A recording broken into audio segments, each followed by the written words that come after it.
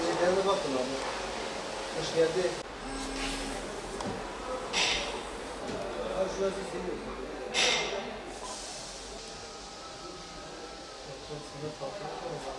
Biz yapıyoruz.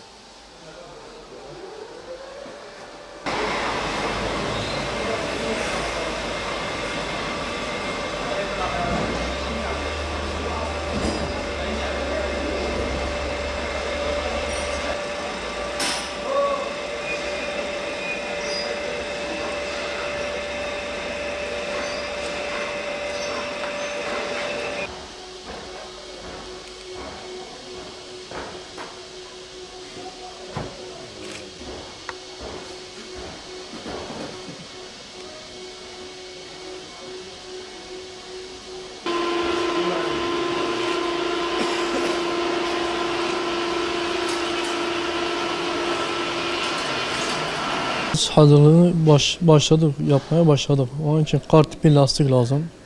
Artı antifriz koyulması lazım donmaması için. Kış lastiğinin önemi nedir? Önemi yer tutuşudur. Yerin iyi tutması. Dişleri daha farklıdır. Kar için bir de çamur için yer tutuşu iyi oluyor. Yani araba çekiş bakımından daha iyi olur. Lastik hava basıncı bineklerde 34 basınç olması lazım. Hafif ticarilerde 60 olması lazım. Antifriz neden ihtiyacı vardır? Şimdi antifriz motorda olmazsa motor paslanır bir. Kireçleme olur. Ondan sonra kışın desen kışın da donar. Su olsa donar. Bunlar hepsini önler. Önde mutlak olması gereken bir şeydir, sıvıdır.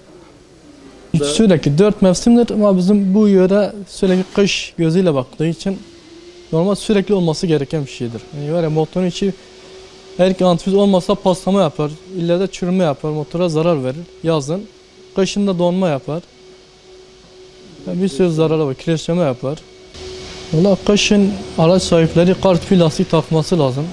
Yani var yol tutuşu için kaza falan daha aza indirmek için, kaza belayı daha aza indirmek için. Ondan sonra antifriz desen donmayı önlemesi için antifriz olması lazım. Artı cam suyu da antifriz cam suyu kullanılması lazım donmaması için. Bildiğimiz gibi trafik 2918 trafik kanununa göre 1 Aralık itibariyle zaten ticari araçların tümünde kış lastiği kullanılması zorunluluğu vardır.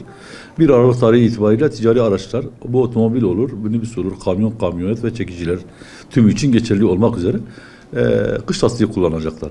Yalnız kış hazırlığı için araçlarda mutlaka bir periyodik bakımının yapılması gerekiyor. Örneğin bir antifrizin, akünün, elektrik donanımının ve fren donanımının mutlaka kontrol edilmesi gerekir. Bunlar hem hayati bir önemdir hem de araçtaki bir tasarruftur. Kışın araçlarda olması gereken malzemeler, örneğin bir kar yağışında lastik zinciri olarak tabir ettiğimiz kar zinciri, bunun yanında battaniye, el feneri, telefon şarjı gibi araçların mutlaka araçlarda olması gerekiyor kışın. Bizim temennimiz budur ki bütün halkımız kıştan önce araç bakımlarını yaptırır, lastiklerini, yağlarını, antifrizlerini, akülerini, kontrollerini yaptırır.